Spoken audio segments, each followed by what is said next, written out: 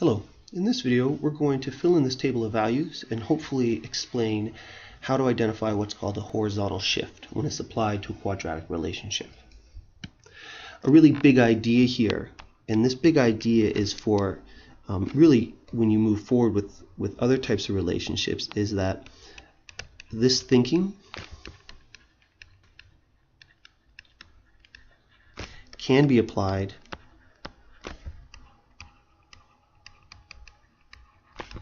to other relationships.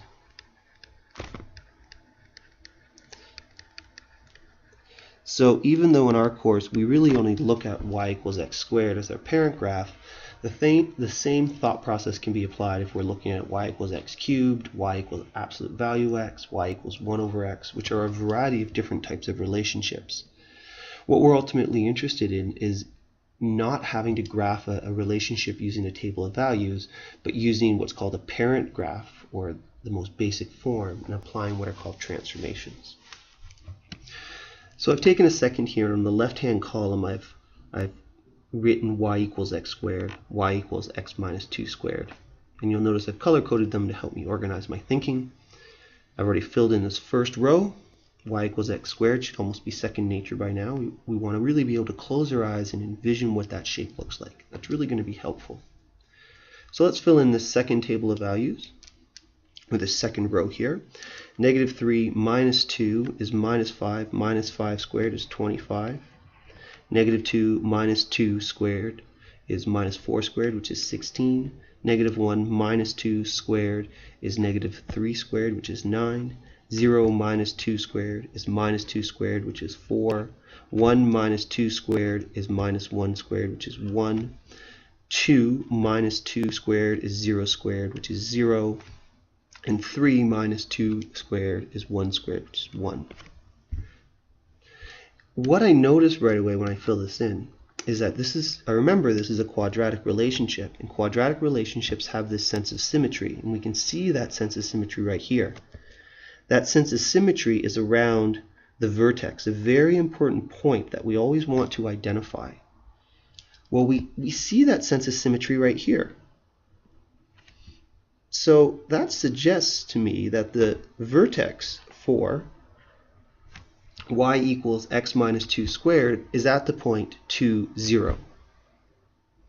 And of course, I could test this hypothesis by adding one more value to this table of values, or one more column here, and sure enough, when I work this out, I see that this is a value of 4. One little idea here is that when you're given a table of values to fill out, there's no harm in including additional values for your own checking purposes. And that goes for graphing as well. You'll go through all these processes of transforming a graph.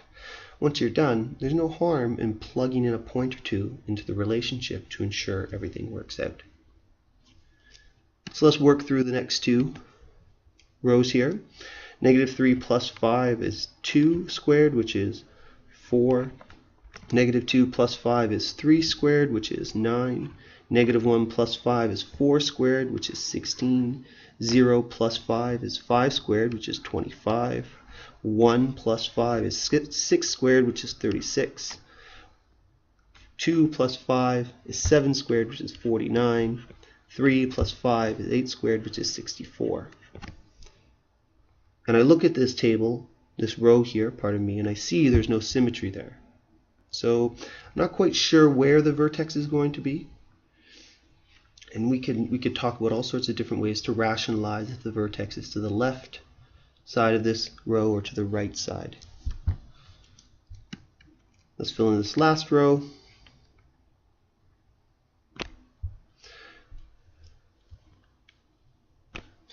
And so we have in this last row, negative 3 minus 3 is going to be minus 6 squared, which is 36, but has a minus in front of it, so it's minus 36. Negative 2 minus 3 is minus 5 squared, which is 25, so we get minus 25. Minus 1 minus 3 is minus 4. Minus 4 squared is 16, minus 16. 0 minus 3 is minus 3 squared, so we get negative 9. 1 minus 3 is minus 2. Minus 2 squared is 4, so we get negative 4. 2 minus 3 is 1. Minus 1, sorry. Minus 1 squared is 1, so we get minus 1. Again, I'm just multiplying by minus 1 each time. 3 minus 3 is 0. 0 squared is 0. I get 0. So what we're really interested in developing here is identifying a pattern. And what really jumps out at me here is, notice if the vertex for y equals x squared is at 0, 0, notice that the vertex has been moved 2 units to the right. So 2 units right. And if I look at the relationship y equals x minus 2 squared, I see I have a minus 2 there. So I see 2, 2. And I'm going to hypothesize that minus suggests that it's shifting it to the right. So by the same logic, plus would be to the left. So what I'll do now is I'm going to take a look at y equals x plus 5 squared. And so based on my thinking, plus would be to the left, and 5 would mean left 5 units. So let's pick a value on y equals x squared. So let's take x equals 3, and we get y is 9. And now let's look, where is y equal to 9 and y equals x minus plus 5 squared? And we see it's right here, at x equals minus 2. And notice that the distance between negative 2 and 3 is 5 units. So I have moved the value 9 5 units to the left. And so what we start to identify is that if we add or subtract a value to x before applying the square, which is our parent operation, this is a horizontal shift left or right. If we have minus, it's a shift to the right. If we have plus, it's a shift to the left. And in the next video, we'll look at how we can graph each of these rather quickly applying this concept. I hope this video helped.